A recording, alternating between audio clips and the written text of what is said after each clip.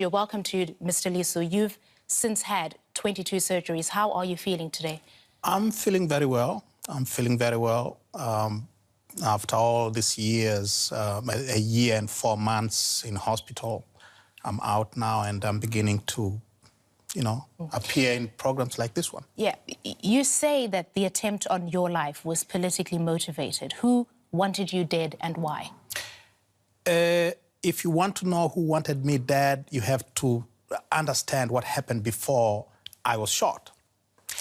In the 1 year before I was shot, I was arrested and prosecuted in the courts 8 times. For what?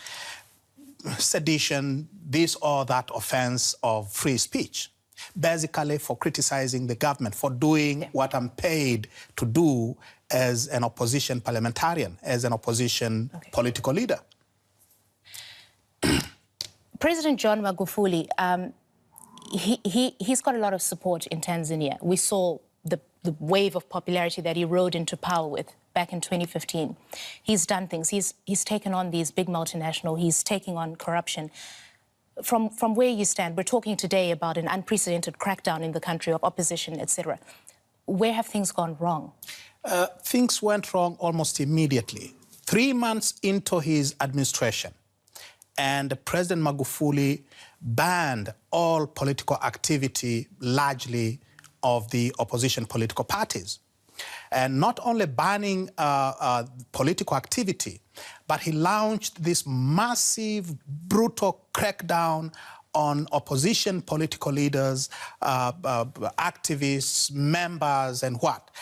As we speak today, the leader of the largest opposition party in Tanzania, who is also the leader of the official opposition in parliament, is in prison for sedition, for these political offenses. The entire leadership of my party, national leadership of my party, is facing imprisonment. The members of parliament, lesser officials have been brutally treated. People have been murdered. And I call it murder because that is precisely what it is. People have been hacked to death with machetes in broad daylight.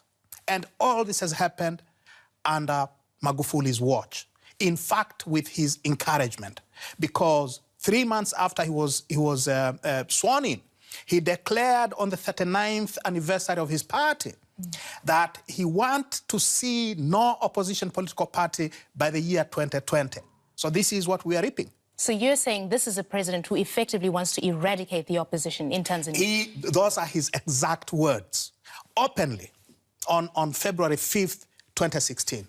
I don't want to see any opposition party by the year 2020. Okay, so you're talking about 2020. There's going to be an election in the country in 2020. Do you intend to contest against this man, President Magufuli? Absolutely.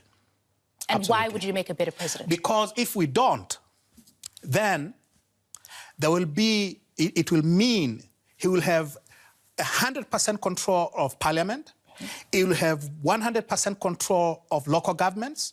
He will have 100% control of the lowest levels of governance in Tanzania. His control would be absolute.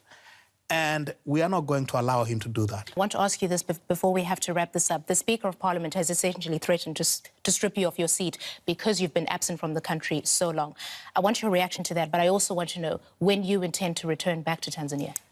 Number one, I have been out of the country since September 7, 2017, because I was shot 16 times by hired assassins who followed me from parliament to my official residence in order to kill me. Yeah. So I'm not in Tanzania, and have not attended a single parliamentary session since then because I have been sick. First in Nairobi, Kenya for 4 months, and since January of last year in Belgium, recovering from those 16 bullets. Okay. As for going home, I have said it so many times, and I will say it here. Yeah. I am not in exile.